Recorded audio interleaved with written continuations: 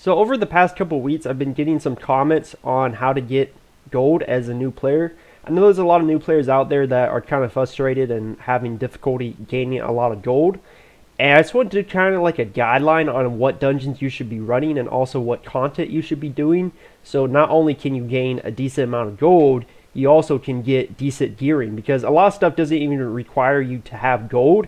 You just have to farm certain areas to get the gear. So I just wanted to do a little baseline. Of course, I have other videos kind of similar to this, but I just feel like I should do this video. Maybe it'll help some of you guys out, maybe not. We'll have to see. Just check out the video. Let me know what you guys think about it, and let's jump into it. So the first thing we'll go over is what dungeons you should be running, and then we'll get to the other content. So number one thing, as a new player, there's a couple of dungeons you should be running every day. Hopefully you are playing every day because, I mean, that's a way to gear up the fastest because of the daily resets. You want to get the maximum gold you can get, which means you should do the daily quest every day. Also, by new player, I'm talking about someone who just finished the storyline, so level 55, not like a new player like level 1 or something. The game doesn't really start to level 55 anyways. 1 through 50 levels is just kind of like a tutorial, honestly. So basically what you need to do, a couple of dungeons. Number one, Naru Foundry, Desert Tomb, and Ebdrate Citadel.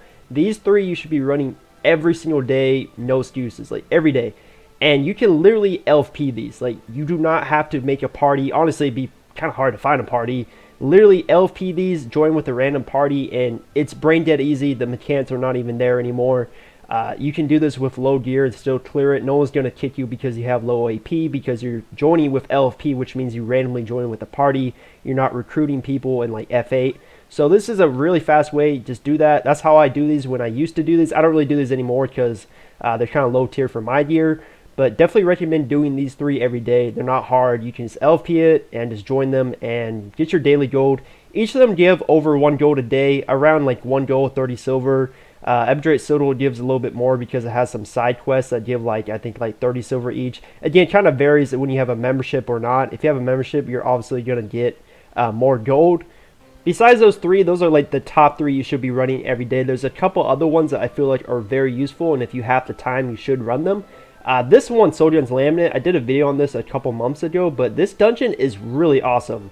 I will say it is longer than, any of these three because there's just more bosses and more places to run through, but it's actually way easier to do the bosses. Like the highest HP boss, Asura, has like 11 million HP at this dungeon, and then like any of these dungeons are around like 40-50 million. So pretty big difference, and obviously it's weaker. So it's going to be easier for a new player to definitely run this dungeon. It's just going to take a little bit more time. But the big factor about this is it actually gives around 5 gold total with a membership to run this dungeon, compared to only like 1 gold each from these. And these are considered harder dungeons. So somewhere along the line, when they nerfed all these lower tier dungeons, for some reason they didn't really nerf Soldier's Laminate that much. And so this still gives around 4 or 5 gold, and it's really worth doing as a new player. And I still feel like a lot of new players don't actually know about this, so definitely do it. Again, it is kind of a longer dungeon, and sometimes it is hard to find a party because you have to LP it. It's going to be very hard to create a party in F8 for it for sure, so it might take a couple minutes to form a party.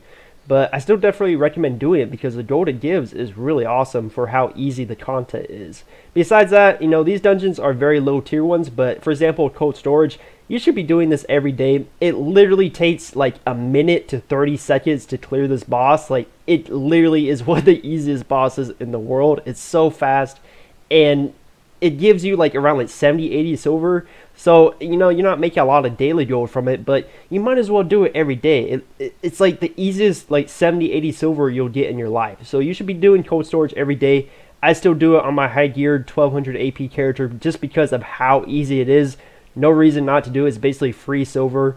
Some other low tier dungeons you can do, I definitely recommend Avalanche Den and Lair of the Frozen Fang. So why I recommend these two dungeons is just because they're so quick and easy. For only around 30 to 40 silver you get each for doing them. It takes around 2 to 3, maybe 4 minutes maximum to complete these dungeons. So for not a ton of silver, you're not going to get rich off doing these every day. But for the amount of time invested, it's definitely worth doing for a new player because you need to get as much gold and silver as you can get. So I recommend doing these. They're super quick. Also, I would probably throw in Gloomdross too, just because they actually changed this dungeon a couple months ago where they made it so it's faster to do now. So you only have to do one little part of the area and then you fight the final boss. So it's actually pretty quick to do now, and you get around, I believe, like 50 or 60 silver to do.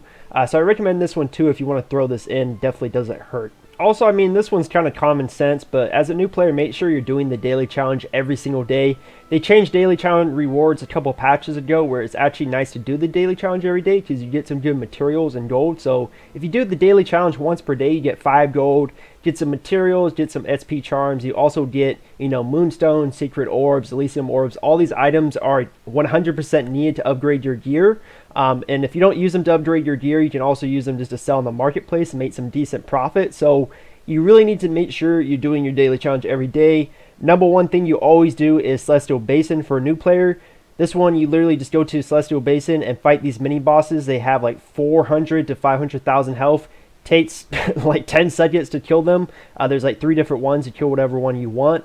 And then you turn this in. That's already 1 quest done. So do this one every day. Makes daily quest really easy to do because you just have to do 2 more quests. So then, for example, today, if you're a new player, I'd recommend doing Cold Storage, and then I recommend doing Desolate Tomb. So boom, not only are you doing the daily dungeons I recommended, you're also doing the daily challenge, which will give you additional gold and everything like that. So those are really the top dungeons you should be running every day. Any dungeon that I did list is really just not worth the time or doesn't give any good gold or silver.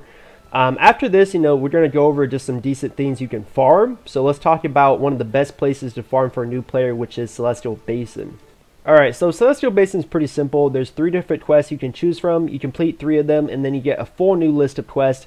Also to mention, the more peaches that you have saved up, the more peaches you'll get from these quests. So that's something to mention. Make sure you save your peaches until you're ready to spend them, of course. And then also, if you're in a clan and then you have a membership, you get bonus peaches. So try to join a clan, maybe buy a membership if you want to. Get some more peaches, definitely adds up. Now, what's some of the things you can get from here? There's a few things I really recommend buying right away as a new player. Number one thing you should be buying from here is your Misted Badge. Misted Badges are really important for your gearing, and you need to get these as soon as possible. Basically, for I think every single class in this game, like these 2 tiers are really garbage, so don't buy the 12,000 peaches ones. Make sure you save up for the 15,000, and then whatever one you buy depends on your build and class. So for example, Post Misted Badge, I bought this one when I needed it back in the day just because I'm a Lightning Blade Dancer. If I was a Wind Blade Dancer, I would have went with the Sky Rift Misted Badge. So it just depends on class and build. Besides the Misted Badge, I really recommend farming for your gems if you have crappy ones like the square ones. How you get a lot of attack power is really in your gems. Like for example, a hexagonal diamond gives you 48 attack power. That is a lot of extra attack power.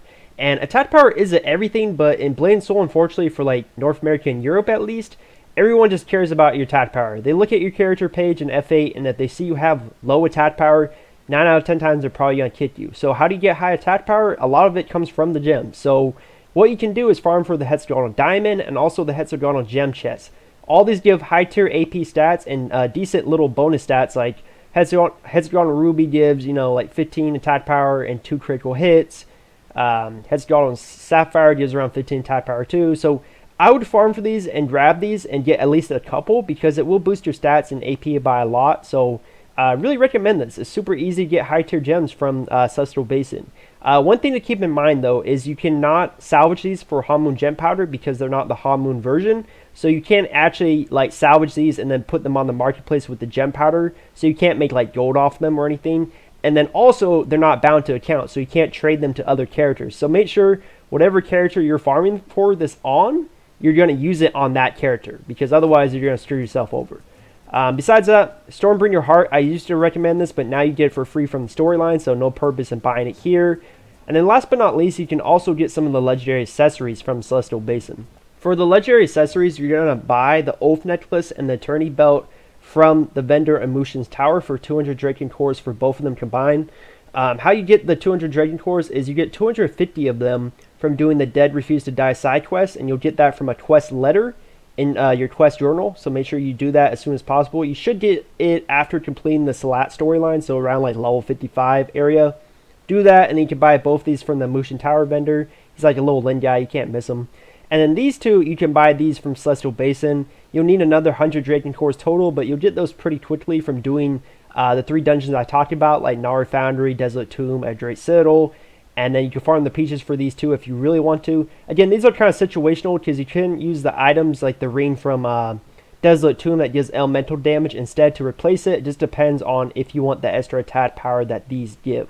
Last thing on here is just make sure you do your weekly challenge every week. Do your DKV, do your Fall into Ransu School, do your Snow Jade Fortress. These three are all you need to do to get the weekly challenge reward. These two down here, which are the Hall of the Keeper and Hall of the Templar, I don't recommend these just because they're more difficult, especially for a new player, and they only give around 5 to 6 gold, so definitely not really worth doing for the time invested. These are really simple to do. Just every Wednesday they get a reset, so that's the best day to join a party because everyone's making them then. Really, the party requirements, it just depends on the person. Some people say 1100 AP, some people say 1k, some people don't even have an AP requirement, they just say know the mechanics, so make sure you at least know the mechanics. Overall though, it's pretty simple. I mean, just do your daily challenge, do your daily quest I said, also do the weekly challenge, and then do Celestial Basin in the meantime.